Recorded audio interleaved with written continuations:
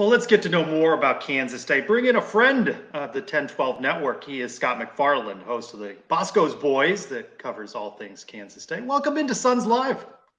Hey, I'm happy to be here. I don't like having to follow up, a full-blown, coach and then the best voice I've ever heard, in my entire life. Didn't like that prediction very much, but I mean, could you put some,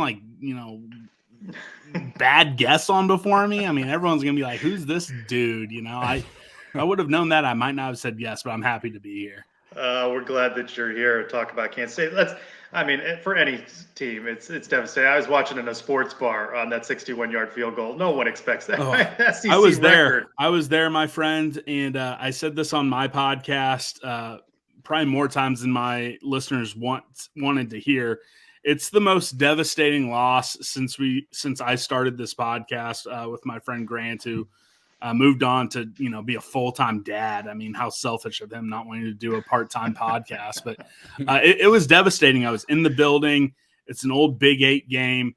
You blow them out the year before, lots of trash talk between players and fans.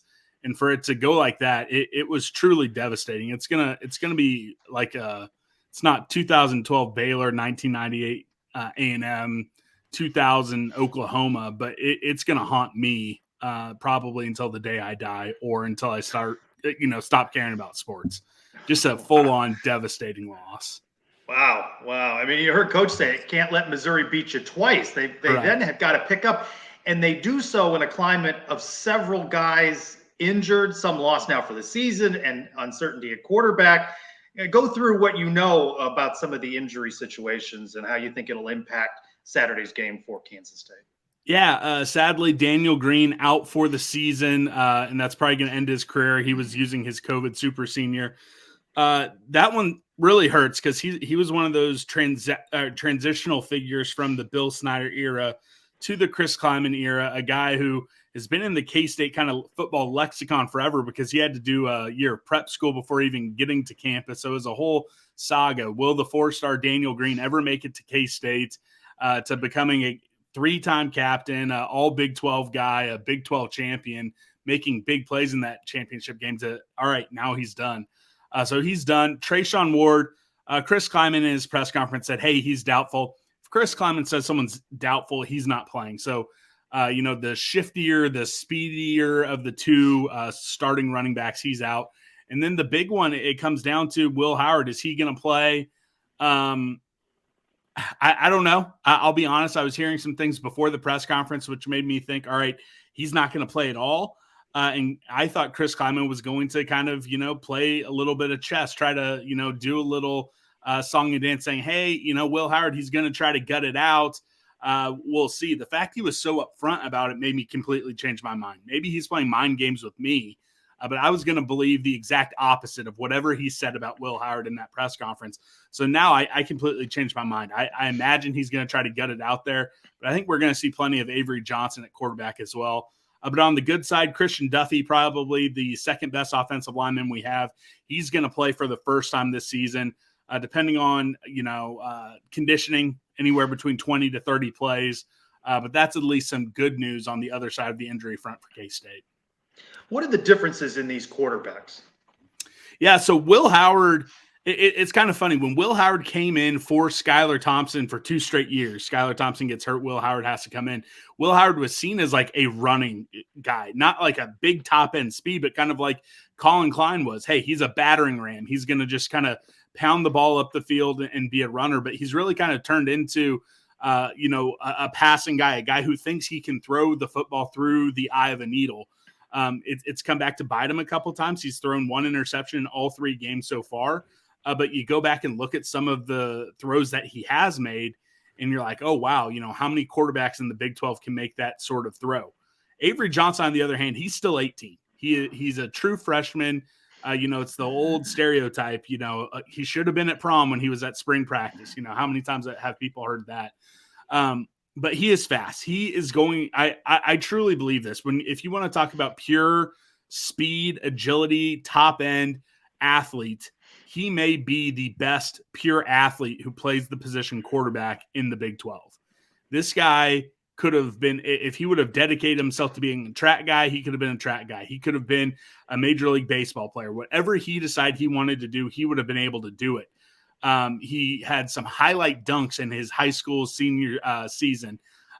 This guy is probably the best athlete K-State has ever had play quarterback. And he can throw. We saw it in game 1. We didn't see any of that versus Missouri.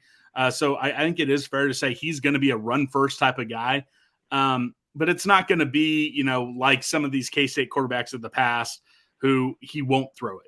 I think if he is the guy, he'll probably throw the ball 15, 20 times. He'll run the ball 15, 20 times, and we'll hand it off to DJ Giddens 15, 20 times. All right, Scott, you mentioned some of the guys who won't be playing. Who are some of the guys that will be playing whose names we'll hear the remote broadcast booth say a lot on Saturday night? I mean, I could go on a tangent. You guys didn't bring me on here. Feel free. Feel free. Have at it. Tangents are welcome. Here's what we do. Here's the thing. They're either having to fly out or contract people who are going to be doing camera work, going to have to do microphone work. All these folks are going to be at Bill Snyder Family Stadium, And again, honestly, they shouldn't, because K-State, when they run their own broadcasts on ESPN Plus, it's better than any of the garbage that they bring out there for basketball games, for these stupid football games. So they should just let K-State run it and have, one of our great, play-by-play color guys just hop in there. But if you're going to be flying out 15 different camera guys, 4 different people setting up audio, how are you not going to send 2 guys to actually broadcast the game? It's an absolute joke.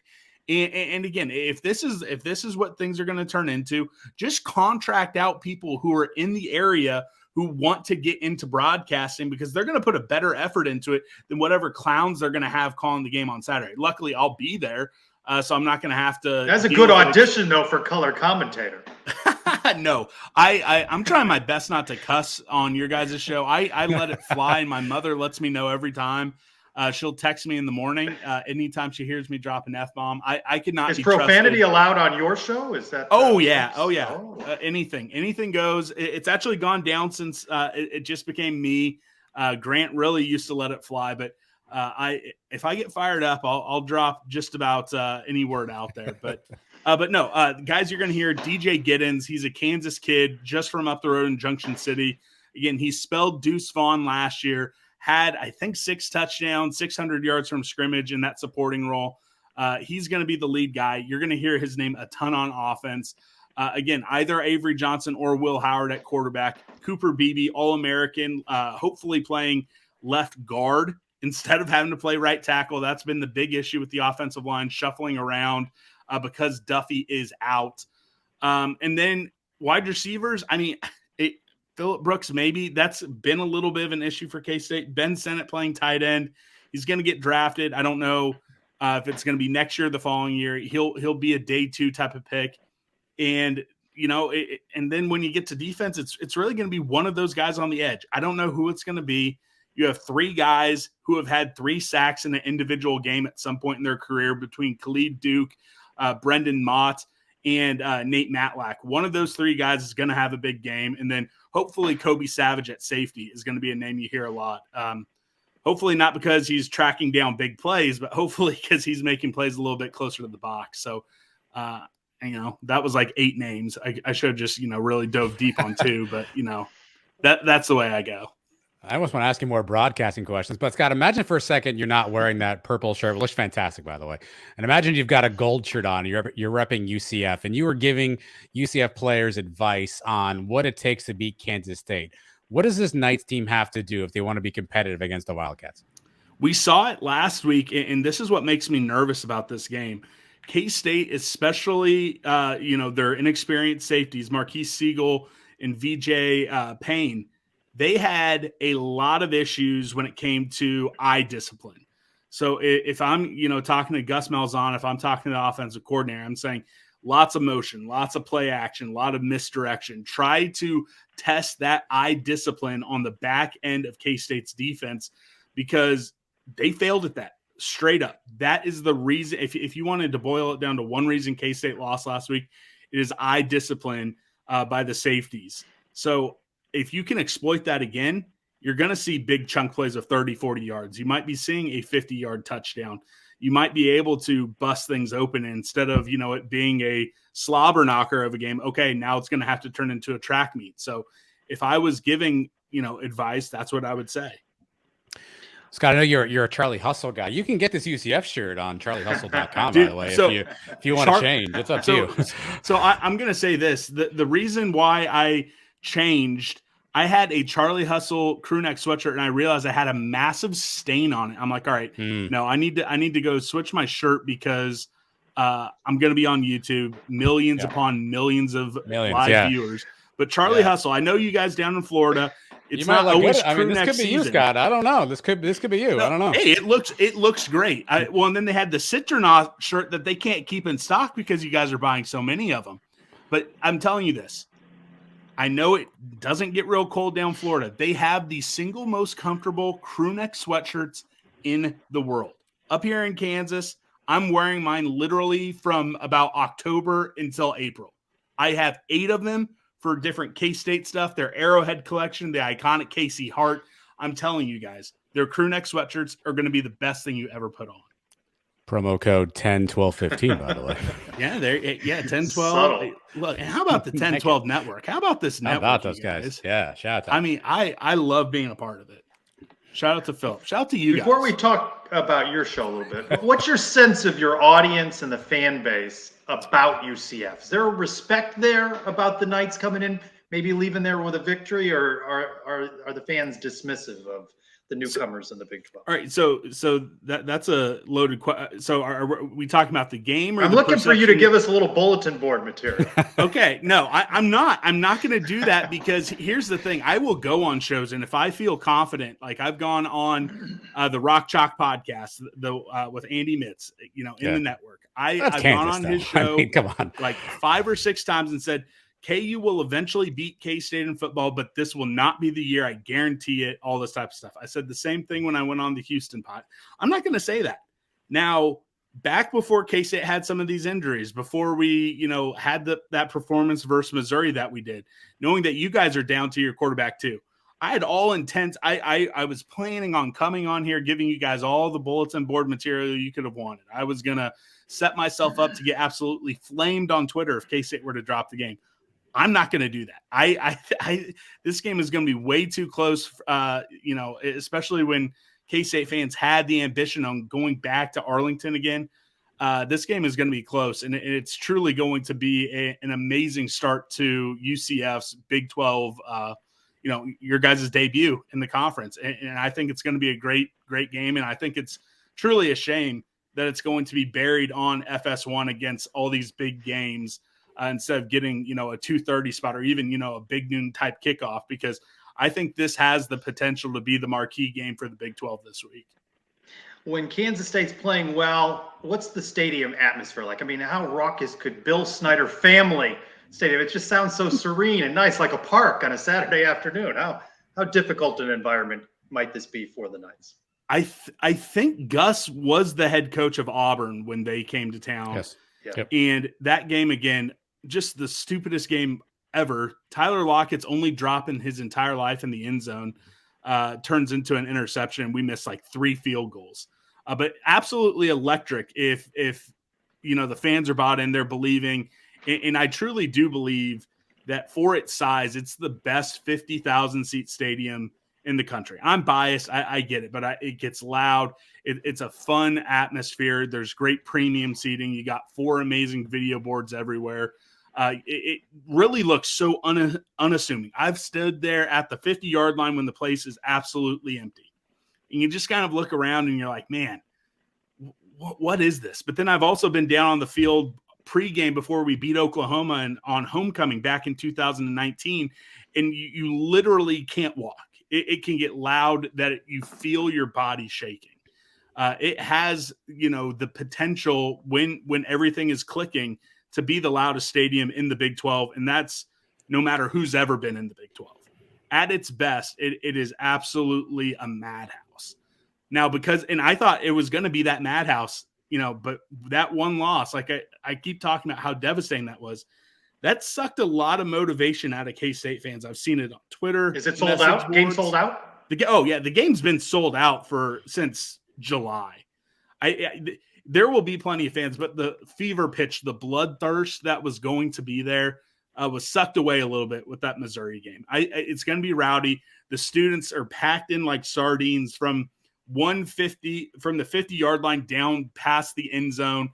It's going to be, you guys have the best fans of incoming to the Big 12. You guys have the bounce house.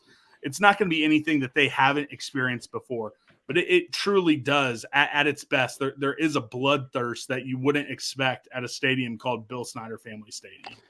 Well, Scott, speaking of thirst, I cannot let you out of here. There's going to be a lot of UCF fans who are going to make the trek down to the Little Apple. A, is Little Apple insulting? And then B, nope. Okay, B, can you give us a review of the Nancy? We've heard about the Nancy a bunch. There's going to be some people who want to try it. Can you give me a review of the Nancy for the Knights faithful who are going to travel down there? Nancy, yes or no? I need an answer here. So it's fine. Look, if you like pineapple, that's awesome. Go for it. People love So Long Saloon. People love Taco Lucha. They share a wall. They have the Nancy's. It's fine.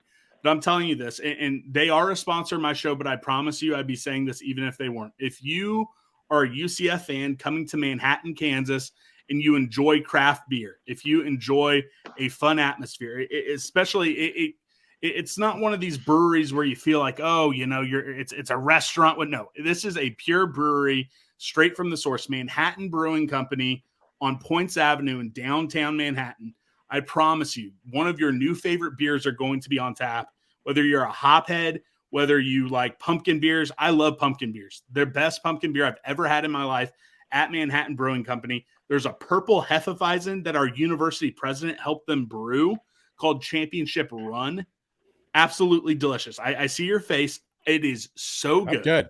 Yeah. Towny wheat. Again, it's a wheat beer. You're in Kansas. Make sure you get that. That's the official tailgating beer of Boscoe's boys. But I promise you, they have 10 or 12 different beers on tap, a full bar. It is the spot to be. The pep band comes through. They come on Friday night. Manhattan Brewing Company is where you need to be drinking beer. Now, if you're going to Taco Lucha, I see the chat popping up. My order at Taco Lucha, I'm basic. I just get the steak street tacos. My little brother who lives in Manhattan swears by the peanut butter taco. Peanut butter taco. Yeah, wow. I personally enjoy more than So Long. I like going or Lucha. Sorry, that was Lucha. So Long. So Long is the burger place. Taco Lucha is the taco place. So Long, I get the Resist Temptation burger, which is bacon, fried egg, brioche bun, cheddar cheese. It's delicious. And get the raspberry bean dip. There you go. So I'll be going to Manhattan. If I mention your name, I get 50% off? What? No, you don't. But tell them I sent you, so that way my sponsors are like, man, that investment in that, that plucky kid, that's sure paying off. No, I will do. That I will do. Tell us about your show and where folks can find you. Yeah, Boscoe's Boys once every single weekday, so 5 days a week, all the way through the end of the year. Anywhere podcasts can be 5 days a week. Yep, just myself. So, our Friday whip around, there might be a familiar voice representing UCF tomorrow. So, 5 days a week. It's a passion project. Look, there are some sponsors. We're approaching, hopefully, fingers crossed, our most downloaded month of all time, breaking some more records. But it's a passion project. I would be calling up my dad and having these conversations. I would be texting my buddies and having these conversations. So now I just record me talking to some of my friends, and just do it that way. So it is a lot of work, but I'd be talking someone's ear off at a local brewery if I wasn't doing it into a microphone. At the Manhattan Brewing Company. Well, sadly, I live in Shawnee, so I have to. Which is how far? How far away? That's about 2 hours. So I'm on the Kansas. I'm on the Kansas side of the suburbs in Kansas City. So when you guys come to the Big 12 tournament in March, let me know. You've heard about our basketball program. Hey, time out. Honestly, unless you're KU or Iowa State, as much as I hate both of those programs with a burning passion, unless you're one of those two schools, you're not coming to Kansas City to see your team win a trophy. You're coming to experience the greatest conference tournament in the world. And yes, I would put Kansas City in the T-Mobile Center and Power and Light District up against the Big East and the old Big East in the Madison Square Garden any single day of the week. I promise you, it is a true event. Brett Yormark wanted to move this event out of Kansas City. Everyone in Kansas City knew he wanted to move it. He came. He spent 1 week here during the Big 12 tournament. And then what is he doing up at the podium down at AT&T Stadium saying, hey, we're working on a long-term agreement to keep it in Kansas City, because that's how much he enjoyed it. So, again, you guys may only see one game, one and done, a loss, but come and enjoy Kansas City, enjoy the Big 12 tournament. What's the story behind the name of the show? So the original mascot of Kansas State Agricultural College for the baseball team was a black lab named Boscoe. So he just was hanging around. Shout out to Will Dubois, who does a lot of the graphics for our show. He's also an amateur K-State historian. Pulled up all sorts of great stories of this big old dog named Boscoe, being sanctioned from sporting events for running onto the field and trying to bite a KU baseball player. A fraternity at KU trying to steal his school colors, which was the little cape that he wore around with KCAC on it. He led a homecoming parade. He was just an awesome dog. So it's always been my kind of passion project of informing people that, yeah, Willie the Wildcat, he's a weirdo with a big old cat head, but the original mascot was a black lab named Boscoe. And my dog, who's asleep at my feet right now, his middle name is Boscoe, Chauncey Boscoe McFarland. So he's a very good boy. Congrats. Scott, can you also quickly explain, I know I see this a lot, can you explain this phrase to everybody who doesn't know what it means? Oh, EMA, every man a Wildcat. So it was on a big old banner in Ahern Fieldhouse, our old basketball arena. Not sure the origins of it, but it really kind of had a renaissance in the late 90s, early 2000s as an acronym. Good stuff. Good stuff. Scott McFarland, host of the Bosco's Boys, part of the 10-12 network covering Kansas State. Thanks, Pete, for being with us. Enjoy the game Saturday, just not too much. Look, I'm either going to enjoy it or I'm going to be in a state of depression. So, it's going to be one way or the other. So you said you're going to be there, correct? Yeah, I'm going. I'm dropping your name at that brewery. Hey, please do. And slide in the DMs. I'm going to be there on Saturday. So, I might buy you your first pint if time. Oh, let's get a video of this. I need Trace with a Nancy. I need that. I don't know about that. I don't think you're going to like that if you like an IPA. I don't see the IPA people. It's not for me. It's for you. I like pineapple juice, though. So. Well, if you're going to get a Nancy, So Long or Taco Lucha, but if you want the real stuff, Manhattan Brewing Company, tell them I sent you. Again, I think they have 2 or 3 different IPAs on tap right now. So I think you're going to find something you enjoy. We'll have to sample all 3. Scott, thanks for being with us. See you this week. Anytime, guys. Thanks, Scott.